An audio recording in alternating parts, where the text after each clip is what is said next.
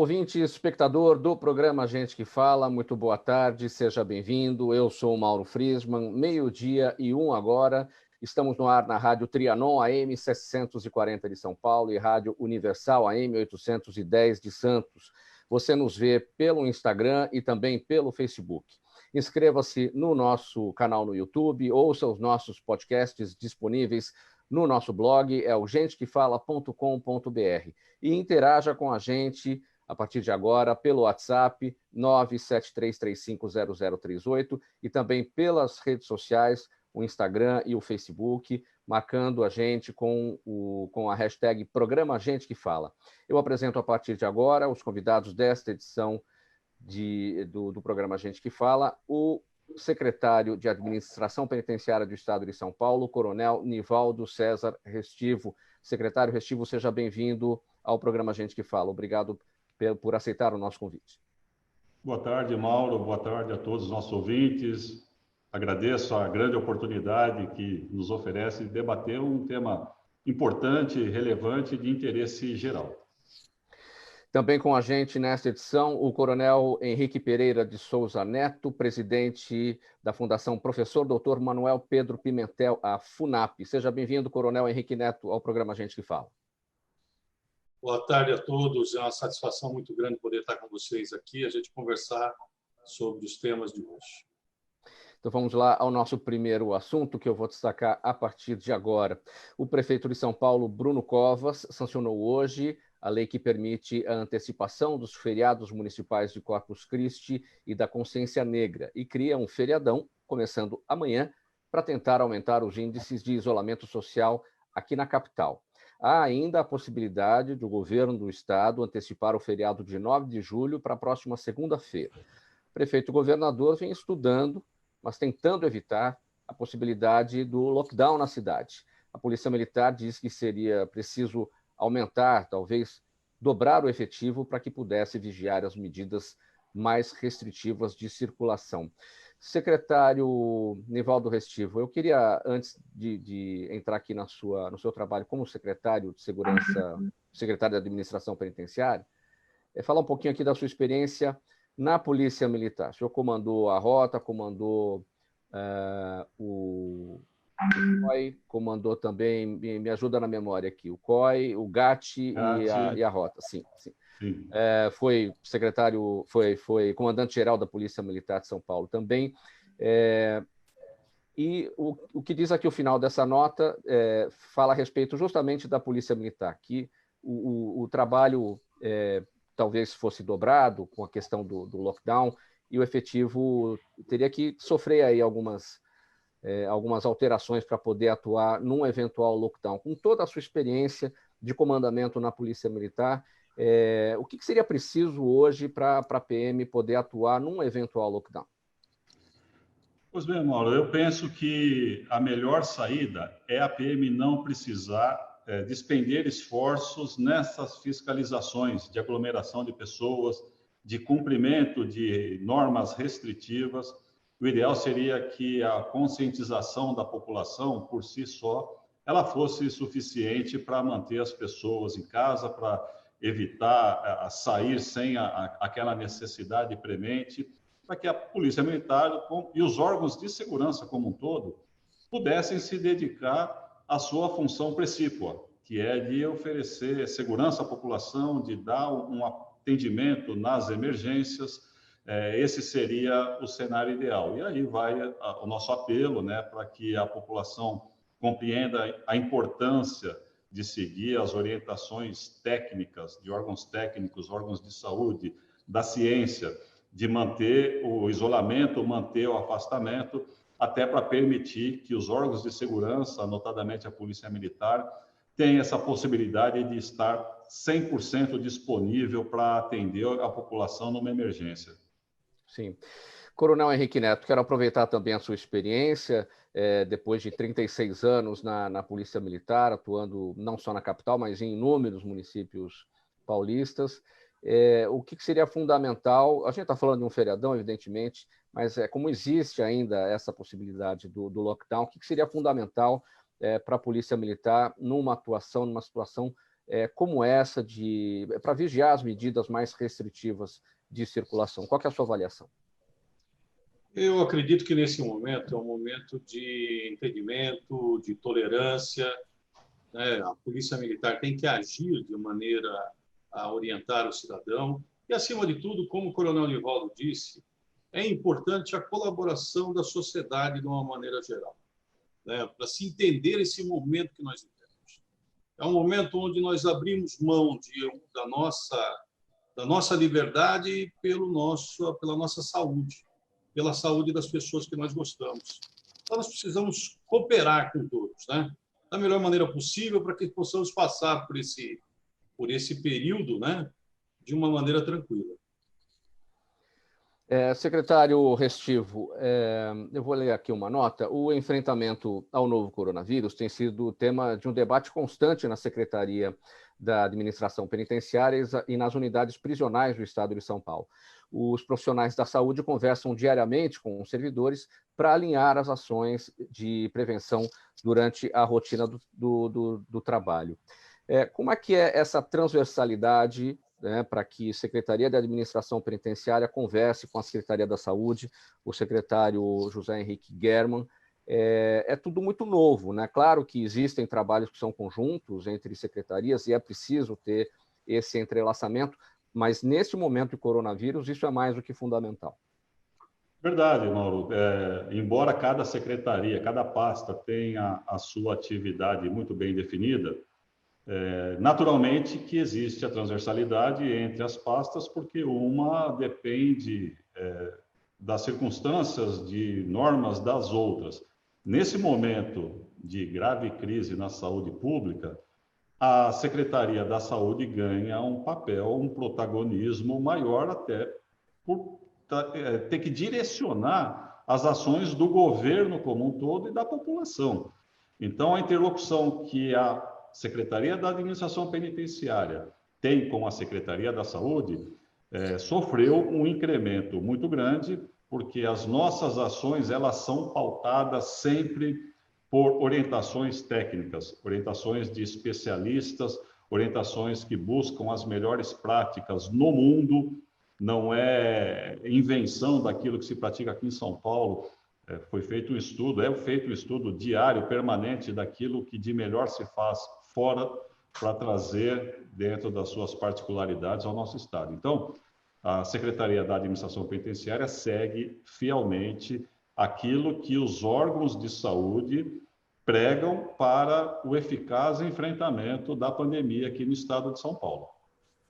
Aqui o nosso contato, por conta do programa da Secretário Restivo, com autoridades da saúde, esse contato está tão grande, está tão estreito nos últimos tempos, que nós, jornalistas, a gente aqui anda se sentindo um pouco médico. Acho que o senhor também deve estar mais ou menos nessa linha, e nesse contato com o secretário Germann, né? Porque é muito aprendizado e coisas que a gente tem que ter autonomia para realizar, mesmo não sendo da área, né? Não tenha dúvida, Mauro. E todo aprendizado ele é muito bem-vindo, né? Então, parece que a gente fez uma faculdade de Direito com extensão em Medicina, porque hoje eu consigo discutir sobre teste rápido, por exemplo. Eu sei que o teste rápido pode identificar imunoglobulina M ou G, IgG ou IgM. Uma tem uma finalidade, outra tem outra. Então, são aprendizados adquiridos por conta dessa pandemia, lamentavelmente, né, que a maneira precisou viver uma grave crise. Mas exatamente isso que você falou. A gente tem acumulado conhecimentos em outras áreas, porque é preciso saber, né, aquilo que se faz, e é preciso saber por que se faz também, né? Então, isso tem contribuído para que a gente acabe aumentando o nosso conhecimento em outras áreas que, em situações normais, provavelmente a gente não ia ter um tempo para dispensar atenção e enriquecer o nosso cabedal. Mas está sendo bom nesse aspecto, eu reitero que está sendo muito bom. E um outro ponto em relação a esse trabalho da Covid-19 é o que a gente está fazendo agora, conversando por uma ferramenta de videoconferência, né? Sempre lembro os nossos ouvintes e espectadores, nós não estamos na rádio, não estamos no estúdio da Rádio Trianon em razão da necessidade do isolamento social preconizado pelas autoridades de saúde. E, felizmente, temos a tecnologia que nos permite esse debate que estamos travando agora essa conversa, essas análises, né? Isso também tem sido um facilitador muito grande para o trabalho da SAP, Secretaria da Administração Penitenciária, para poder coordenar tudo o que está acontecendo no estado de São Paulo, nos 645 municípios, em relação à Covid, correto? Perfeito. A crise gera oportunidades, né? E é preciso aproveitar essas oportunidades. Nessa parte de aproveitar as ferramentas que a tecnologia nos oferece, para citar alguns poucos exemplos, nós temos 5 coordenadorias regionais de unidades prisionais em São Paulo. Tem uma no Vale do Paraíba, tem outra lá na região oeste, em Presidente Venceslau. Fazíamos reuniões presenciais a cada 30, 40 dias. Deslocamento longo, deslocamento oneroso, né? Hoje nós fazemos as reuniões semanais, ou a qualquer tempo, numa emergência, com o uso da tecnologia. Nas unidades prisionais também, nós instalamos equipamento de teleaudiência em todas as 176 unidades prisionais que compõem o sistema paulista. Essa ferramenta, hoje, permite ao Poder Judiciário fazer audiência com o preso que está a 300 quilômetros de distância, sem que precise a polícia escoltar esse preso, fazer o deslocamento, que tem um custo financeiro, tem um risco envolvido nisso. Então, hoje, todas as 176 unidades oferecem a possibilidade do magistrado fazer a instrução criminal por vídeo. Além disso, o oficial de justiça pode citar e intimar o preso com o mesmo equipamento. Ele não precisa se deslocar até a unidade prisional, tiramos o preso da cela, levamos para uma área, ele assina contra recibo da citação e intimação. Então, hoje, o oficial de justiça faz isso remotamente.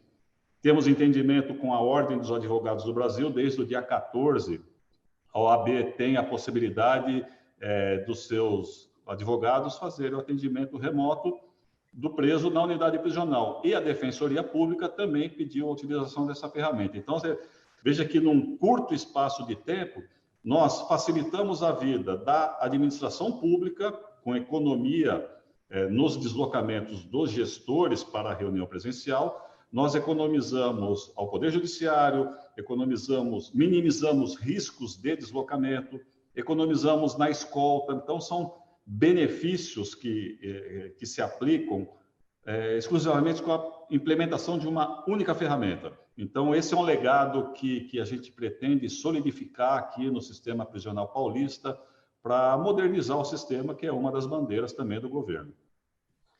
Quero também saber da experiência do Coronel Henrique Neto nesse aspecto, né? Como é que a videoconferência tem facilitado as ações de trabalho aí na FUNAP, Coronel Henrique Neto?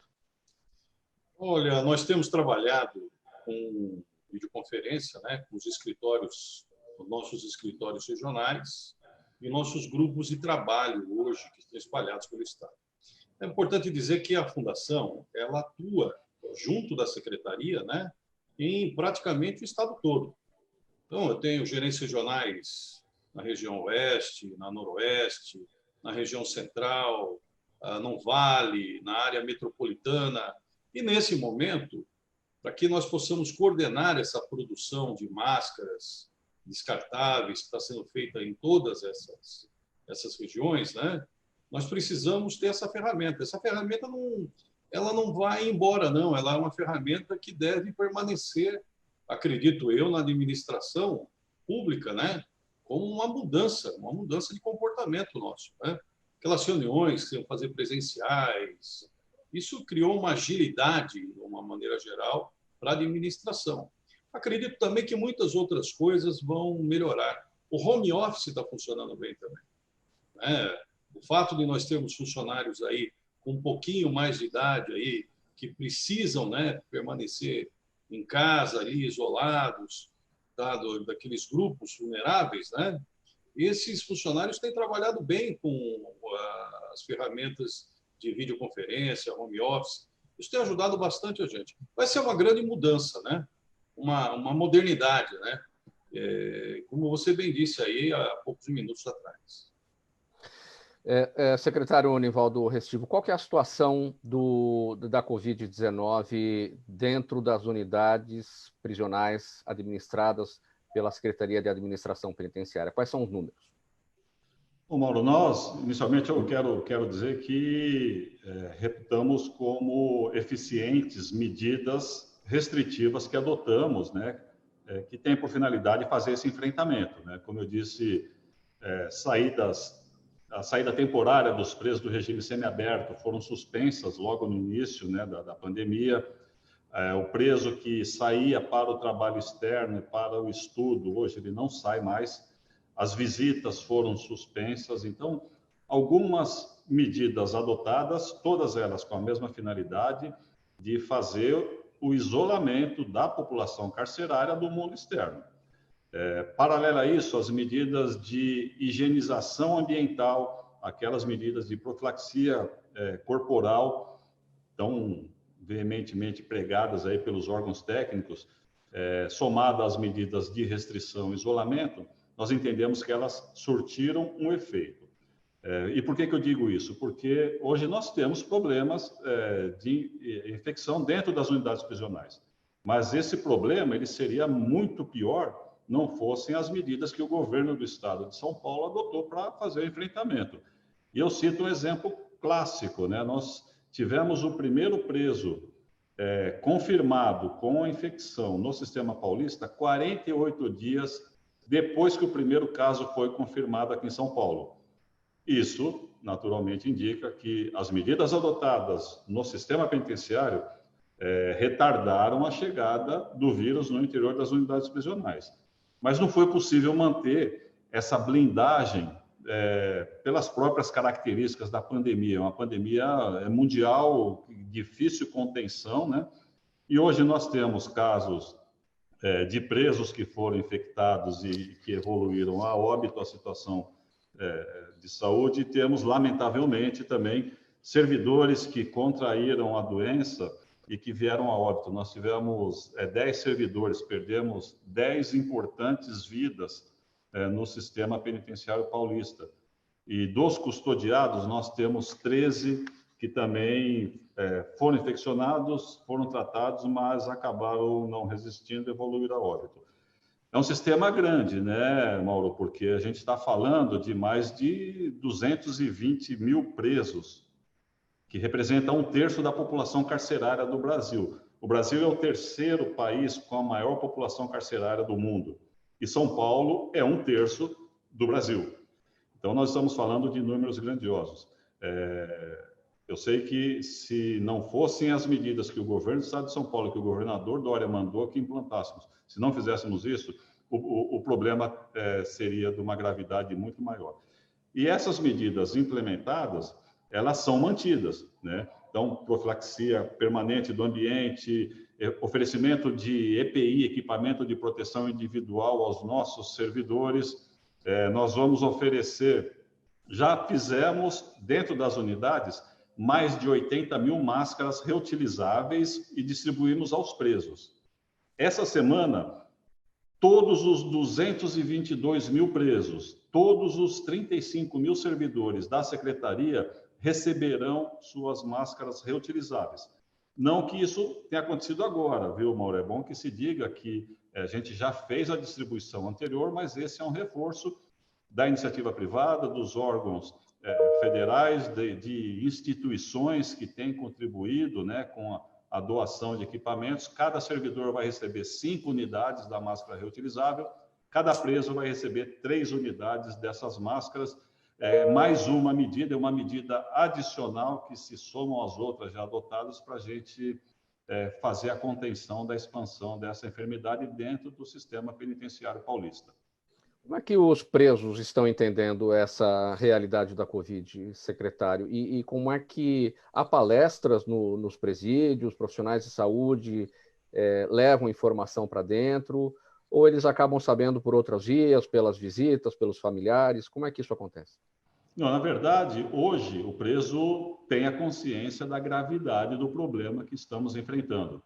Eu disse que tivemos a suspensão de uma saída temporária, né, que era para ser feita no dia 17 de março, Saída temporária é aquela saída que o preso do regime semiaberto tem direito pela lei de execuções penais, né, 5 vezes ao ano, e essa saída foi suspensa no dia 16 de março, ele sairia no dia 17. Isso gerou um descontentamento e tivemos motins em algumas unidades prisionais do estado de São Paulo que foram controladas no mesmo dia, sem maiores consequências, mas desde o início a gente faz a conscientização para mostrar à população carcerária a gravidade da crise de saúde que assola o mundo. Isso não é um problema de São Paulo, isso não é um problema do Brasil, isso é um problema mundial. E hoje, veja que quando tivemos esses motins, foi numa terça-feira. Na mesma semana, na sexta-feira, 3 dias depois, foram suspensas as visitas. E essa suspensão não gerou descontentamento, porque houve uma conscientização, levamos a informação para a população de que o problema existe, de que o problema é grave. E a presença do familiar dentro da unidade prisional poderia trazer a enfermidade para dentro das muralhas. A família poderia ser um vetor de transmissão dessa enfermidade. Então, uma medida mais severa, que é a proibição temporária de visitas, não gerou absolutamente nenhum tipo de reação violenta por parte dos presos. Então, é feito permanentemente, a gente não faz atividades coletivas, como eu disse no início, né? Então, as palestras estão prejudicadas, mas as informações necessárias ao entendimento do problema, diariamente são levadas pelo diretor-geral, pelo diretor de disciplina, pelo chefe do turno. É importante que